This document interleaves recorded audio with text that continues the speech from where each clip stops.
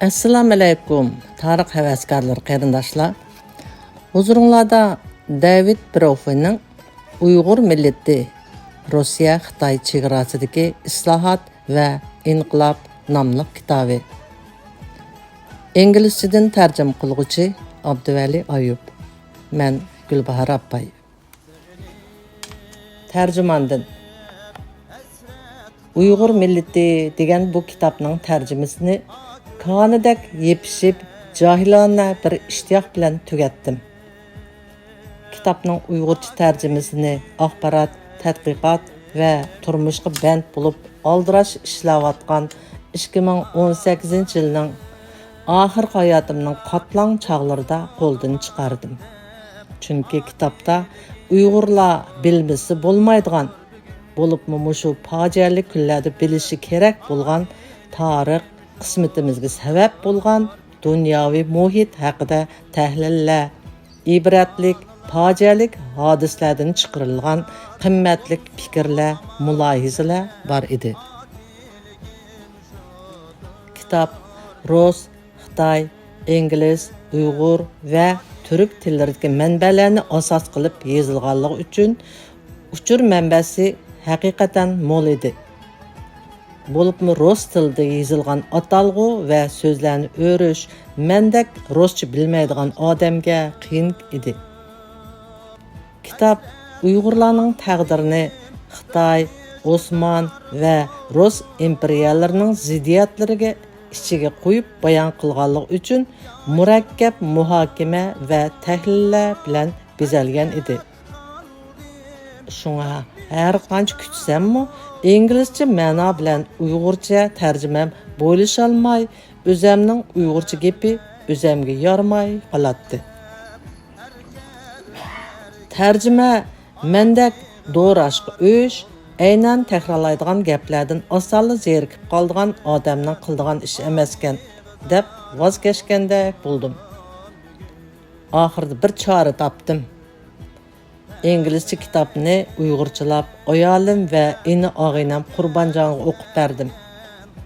Ularning chiroyidan darhol bir mamnunlik, hayronlik va yoki ichinganlik aks etsa tarjimamga jazm qildim. Ular anqirolmasa ravon bo'lmaganligini his qilib tuzatdim. Natijada bir mezgildan keyin kitobdagi yog'ochdek hakavur yot ingliz so'zlar pilikdek yumshab ona tilimga bosh egdi.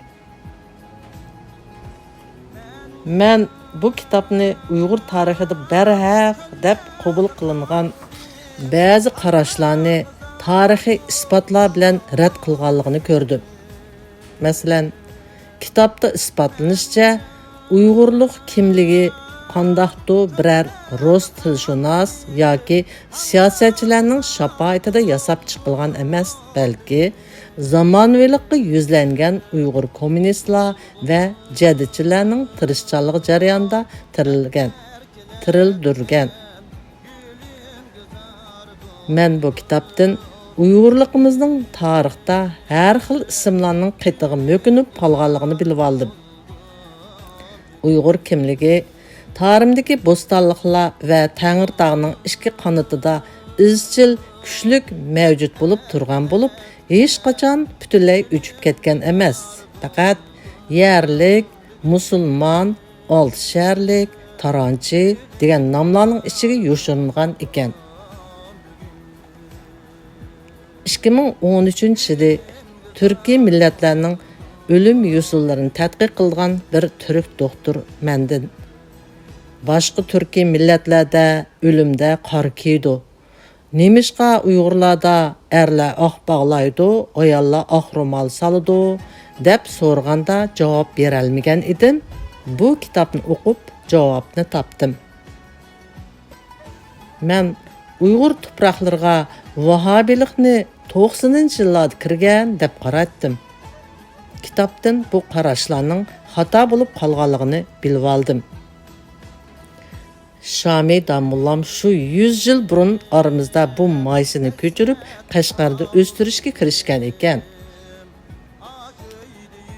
Kishilarimizning 90-cı illarda Arabistondan kelgan, keyincha Pokistondan eqib kelib yurtimizda paydo bo'lgan, 2000-cı yıllarda Türkiye'den kelgan kişilerning og'zidagi maşallah, inşallah degan muborak so'zlarga oldinib ketganligini anglagan edim. Bu yenilik emas ekan. 1900-cı yıllarning boshlarida Arabistondan va Turkiyadan kelgan bir qism atalmış payg'ambar avlodlari deyilganlarning bizning yarkan kuchalarda aldamchilik qilib yurgan ekan. Buni o'qib, tarixdan ibrat olmagan kishilarning tarixiy xatoliklarni qayta sodir qilganligiga ishondim. Kitapdan Osman imperiyasining Beijing bilan birlashib g'arbga taqobil turish planidan toki Çin imperiyasi butunlay xaroblashguncha qandoq voz kechmaganligini o'rgandim. Suyimlik Uyg'urlarning aksicha Osman imperiyasi uchun oltin kumush yo'llab, urushlarda jonlarini fido qilib, oldingi safga qandoq otlanganligini uqdim. Kitapda bugungi bizning tushunchimizdan farqli holda xalqimizning 100 yil burungi o'y-xayollarining uchurlari bor ekan.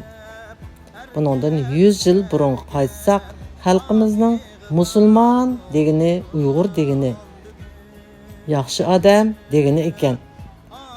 Kupar degini, Xitoy degini, qaboatchi mal'un degini ekan. Ularning Qashqarliq degini Sharq Turkistonning janubidagi Uyg'urni ko'rsatdi ekan. Taranchi deganlik vatanning shimolida bo'libmi Ili vodisi yashaydigan hamda shu diyordan O'rta Osiyoga ko'chirilgan Uyg'urni ko'rsatdi ekan. Kitapning ismi Uyg'ur Nation bo'lib, bu yerdagi Nation Uyg'ur tilidagi millat degan so'zning o'zi edi. Uyg'ur tilida millat degan bu so'z ham davlat hamda shu davlatga fuqaro bo'lgan barliq xalq degan ma'noni bildiradi. Bu so'zning sifat shakli milliy bo'lib, davlat tavalligi, davlatlik degan ma'noni bildiradi. Shu sababdan 1944-yili qurilgan davlat armiyamiz milliy armiya deyilgan edi.